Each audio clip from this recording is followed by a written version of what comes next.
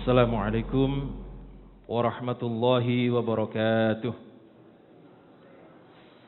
Bismillah, alhamdulillah, wassalatu wassalamu ala rasulillah, la hawla wa la quwwata illa billah, amma ba'd. Puji syukur kepada Allah subhanahu wa ta'ala atas semua limpahan karunia nikmatnya. Salawat serta salam mari kita selalu aturkan kepada Nabi kita Muhammad sallallahu alaihi wasallam. Mudah-mudahan kita mendapatkan syafaat beliau hingga yaumul akhir nanti.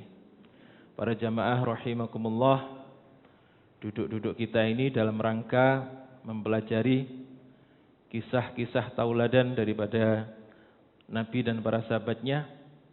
Mudah-mudahan kita bisa melaksanakan perintah-perintahnya sekaligus bersemangat dalam menjalankan sunnah-sunnahnya. Amin ya rabbal alamin.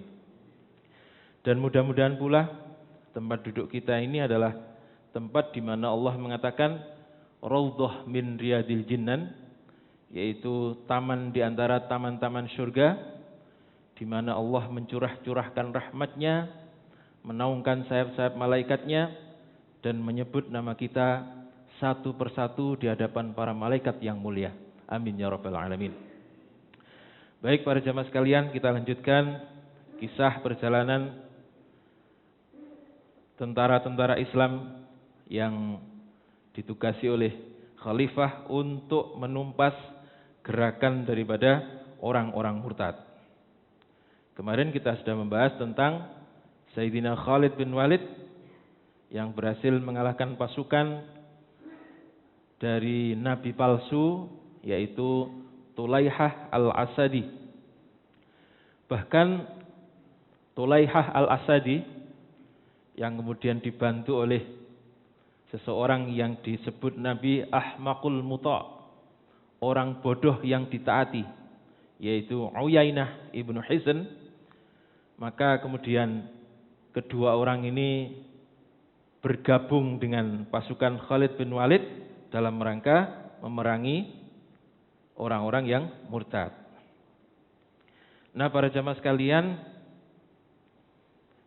di antara pengikut daripada Tulaihah al-Asadi ini yang sudah melarikan diri, ini kemudian justru bergabung dengan seorang wanita yang mengaku nabi. Kalau dulu di Indonesia ada sinten, Mbak? Lia Eden, Lia Eden. Itu mengaku nabi atau mengaku Jibril dulu itu, nggih. Pokoknya mirip-mirip, nggih. Dari dulu sudah ada yang begitu-begituan, nggih. Ada seorang wanita yang mengaku nabi yang namanya adalah Salamah binti Malik bin Hudzaifah, yang sering disebut dengan Ummu Zumal. Bukan Ummu Kumal tapi Ummu Zumal. Nah, Ummu Zumal ini diikuti oleh 4 suku. Lumayan, Bang. 4 suku. Yang pertama adalah suku atau Bani Sulaim. Kemudian Bani Tayyi'. Bani Tayyi'. Kemudian suku Hawazin atau Bani Hawazin. Dan yang terakhir adalah suku Asad, yaitu pengikut daripada Tulaihah yang melarikan diri kemudian justru bergabung dengan nabi palsu yang lainnya, yaitu Ummu Zumal.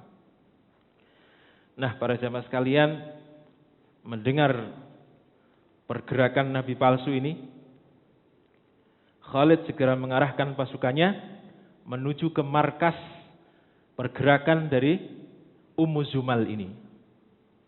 Dan ketika pasukan sudah berhadapan dan pertempuran sudah dimulai, maka hasil akhirnya bisa ditebak. Kira-kira siapa yang menang? Pasukan Khalid atau pasukan nabi palsu? Pasukan Khalid bin Walid. Sebab Khalid bin Walid ini, Pak, selama menjadi tentara, selama menjadi panglima, ini tidak pernah kalah, baik sebelum dia masuk Islam maupun setelah masuk Islam. Sehingga ketika perang Uhud ini kaum muslimin menang atau kalah, Pak? Kalah, nggih. Itu salah satu penyebabnya adalah di situ ada Khalid bin Walid yang memang strategi perangnya luar biasa. Karena dia belajar dari orang-orang luar. Sebab orang Arab itu dulu kalau perang seperti tawuran begitu. Maju geruduk, terus cari musuh satu-satu, nanti kalau musuhnya kalah lari gitu. Persis tawuran. Tetapi Khalid bin Walid mempunyai strategi perang yang cukup luar biasa. Baik, kita lanjutkan. Di perang itu, wanita yang mengaku Nabi tadi terbunuh. Terbunuh. Kemudian Khalid bin Walid mengirim berita kepada khalifah di Madinah untuk melanjutkan misinya. Jadi Khalid bin Walid kemarin mempunyai 3 misi. Yang pertama adalah Bani Asad. Yang kedua Bani Tamim. Dan yang ketiga nanti Bani Hanifah. Yang tempatnya adalah di Yamamah. Baik. Setelah menyelesaikan misinya di Bani Asad, kemudian Khalid menuju ke Bani Tamim. Di sana ada seorang tokoh yang bernama Malik bin Nuwairah, yang ketika Nabi masih hidup, Malik bin Nuwairah ini yang memang pemimpin suku, ini ditugasi Nabi untuk mengumpulkan zakat. Tetapi sepeninggal Nabi, Malik bin Nuwairah ini kemudian murtad. Bahkan harta zakat itu dikembalikan kepada pemiliknya masing-masing. Dan yang lebih mengecewakan lagi adalah Malik bin Nuwairah ini lebih percaya kepada seseorang wanita juga yang mengaku Nabi, yaitu Sajjah binti Haris. Jadi banyak Pak, setelah meninggal Nabi kemudian orang yang mengaku Nabi itu. Jadi luar biasa, bisa dibayangkan bagaimana beratnya pemerintahan Sayyidina Abu Bakar saat itu. Sajjah binti Haris, yang dia sebenarnya beragama Kristen atau Nasrani. Itu lebih mengecewakan. Sebab dulu sudah dipercaya Nabi untuk menjadi pengumpul zakat dari kaumnya. Ternyata setelah Nabi wafat, justru dia percaya kepada seorang yang mengaku Nabi. Apalagi yang mengaku Nabi itu wanita. Sebab dari dulu, sejak zaman Nabi Adam sampai Nabi kita Muhammad, itu tidak ada Nabi dari kalangan wanita. Bagaimana kalau nanti waktu sholat kemudian haid, gak jadi ngimami itu, kalau nabinya wanita. Nah, sesampainya di wilayah Bani Tamim, pasukan muslimin kemudian mengumandangkan azan di malam hari, Bang. Ini sesuai dengan perintah daripada Sayyidina Abu Bakar As-Siddiq. Dari sebagian penduduk Bani Tamim, ini ada yang keluar atau menjawab seruan azan ini dengan berkumpul dan kemudian ikut sholat bersama tentara muslimin. Tetapi sebagian mereka tidak mau keluar dan menyatakan dirinya menolak sholat dan menolak zakat, atau dalam bahasa kita sehari-hari adalah murtad. Termasuk pemimpinnya yaitu Malik bin Nuwairah. Kemudian, karena mereka menyatakan murtad, maka diperangilah oleh pasukan Khalid bin Walid. Tetapi perlawanan mereka, karena hanya sebagian, tidak begitu berarti bagi pasukan Khalid. Sehingga semuanya dapat ditawan, termasuk pemimpinnya yaitu Malik bin Nuwairah. Nah, suatu saat Khalid ini memberikan perintah yang dalam bahasa orang Quraisy dengan bahasa suku yang lain ini berbeda, Pak. Kata-katanya sama tetapi artinya berbeda. Misalnya dalam bahasa Indonesia itu ada kata bisa, Pak. Bisa itu bisa diartikan dapat dan bisa diartikan bisa ular. Nah, kata-kata yang demikian. Nah, apa kata-katanya? Idfi'u. Idfi'u. Bagi suku Quraisy, idfi'u ini artinya adalah panaskan dia. Atau dalam konteks ini Khalid menyuruh para tentara muslimin untuk memanaskan air.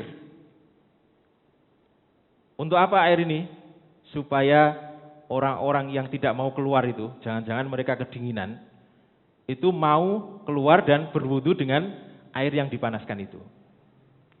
Tetapi bagi suku Kinanah, kata-kata idfi'u itu artinya adalah bunuhlah mereka.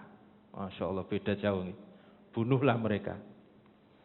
Maka Al-Quran itu kemudian diturunkan menjadi beberapa wajah, Bang.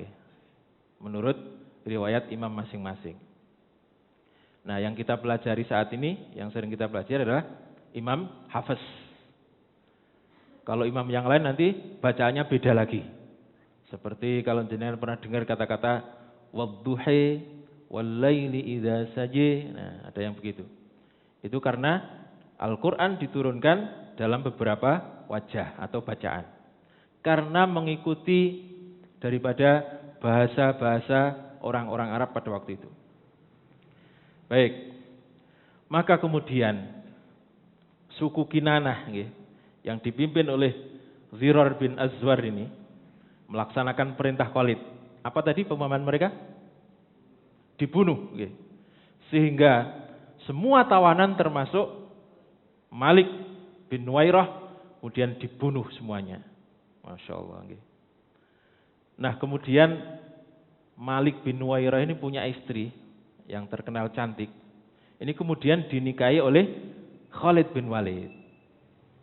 Nah, dua hal inilah atau dua peristiwa inilah yang kemudian menjadikan kontroversi. Apa kontroversi ini?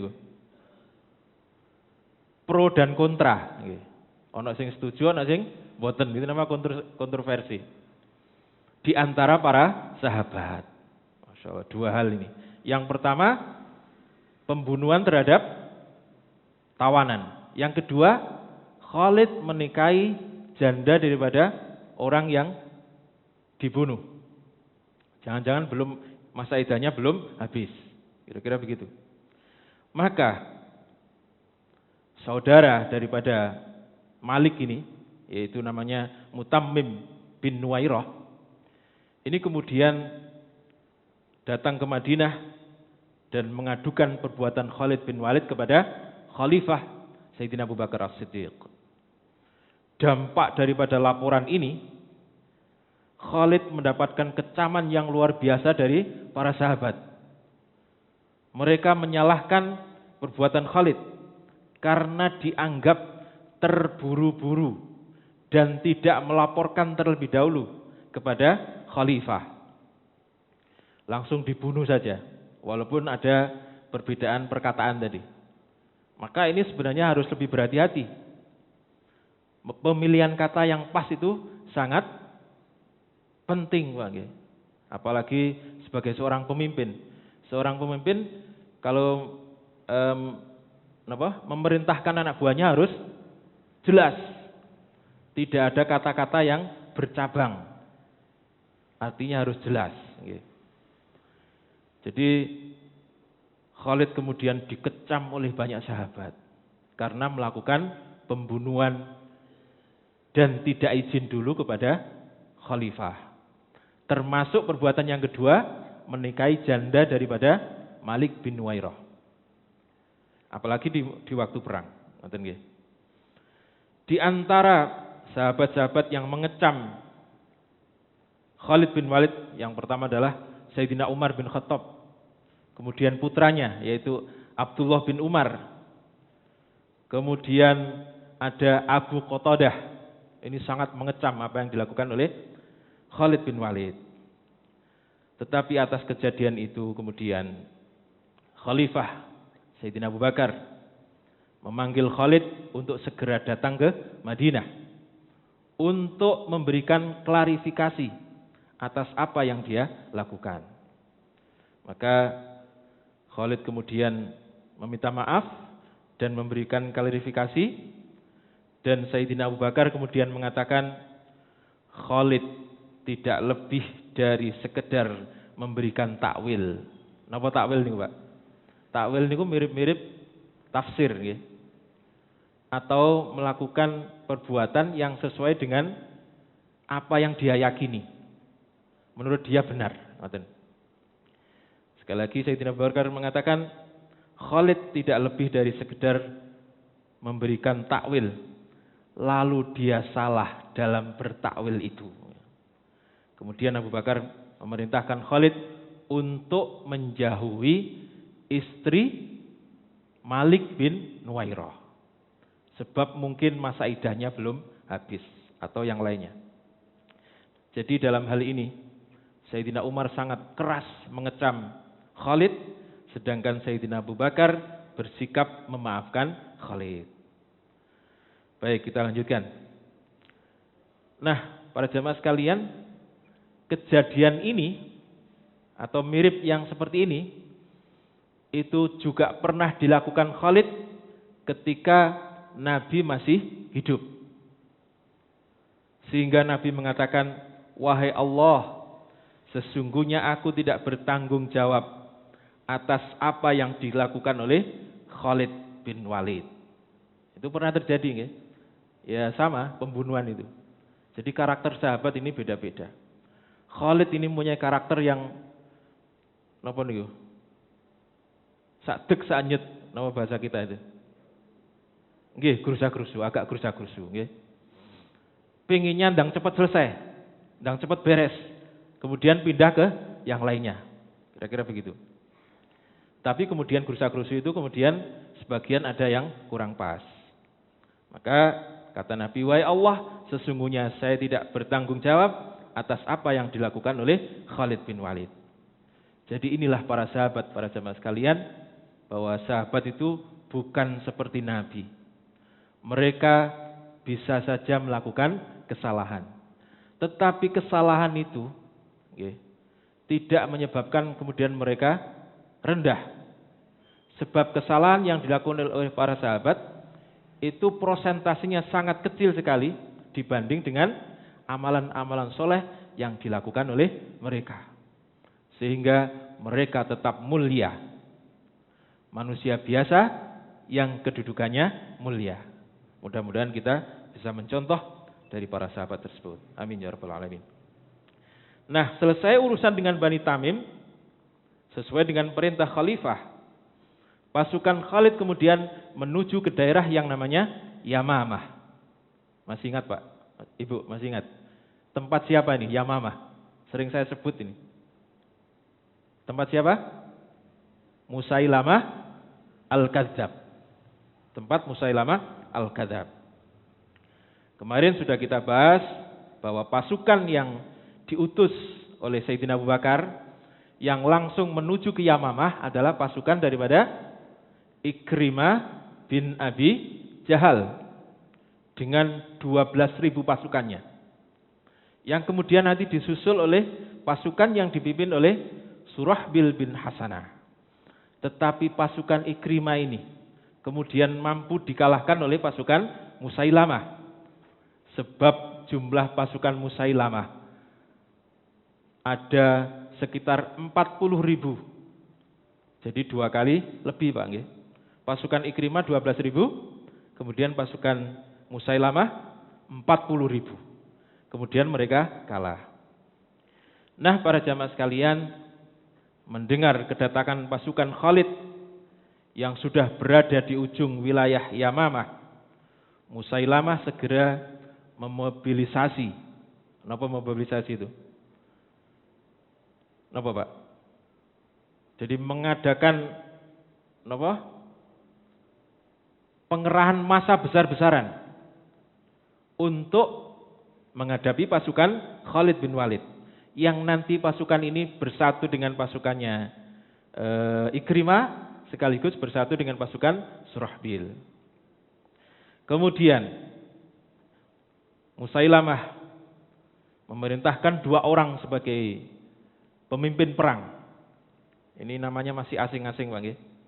Yang pertama adalah Al-Muhkam bin At-Tufail dan Ar-Rajal bin Unfuwah. Asing semua namanya. Mboten hafal, mboten napa-napa jenengan. Kula nggih mboten hafal jane nggih. Tapi karena mau menyampaikan nggih, tak eling-eling sik ngoten nggih. Asline nggih mboten eling. Karena memang nama ini tidak terkenal nggih. Kalau jenengan tinggal ngrungokno. Nah, kula badhe menyampaikan kan harus eling kan ngoten. Baik. Jadi Al-Muhkam bin At-Tufail dan Ar-Rajal bin Unfuwah. Ar-Rajal ini merupakan teman dekat daripada Musailamah yang pernah bersaksi atau pernah mengatakan, berarti saksinya ini bujuk, Pak. Dia pernah mengatakan bahwa dia pernah mendengar Rasulullah, yaitu Nabi kita, bersabda bahwa beliau atau Nabi itu menyertakan urusan ini untuk Musailamah Al-Kadzab, yaitu masalah kenabian. Perkataan inilah yang kemudian menjadikan pengikut-pengikut daripada Musailamah ini menjadi lebih mantap untuk mengikuti Musailamah. Sebab perkataan sinten wau Ar-Rajal bin Unfuwah. Jadi Ar-Rajal bin Unfuwah ini pernah menghadap Nabi, menyatakan masuk Islam. Bahkan ketika sudah murtad, Nabi sudah wafat, juga pernah datang kepada Sayyidina Abu Bakar dan mengatakan bahwa kami sudah punya Nabi baru, yaitu Musailamah. Namanya Musailamah bin Habib namanya, Bang. Tetapi lebih dikenal dengan julukan Al-Kadzab. Kemudian perawi hadis yang paling terkenal sinten, Pak? Abu Hurairah nggih. Kenal nek niki nggih? Alhamdulillah kenal. Gampang nih, soalnya sering kita dengar Abu Hurairah nggih. Abu Hurairah ini pernah bercerita, suatu hari aku bersama dengan sekumpulan orang menghadap Nabi. Di antara kami ada Ar-Rajal bin Unfuwah dan saya. Kayak begitu.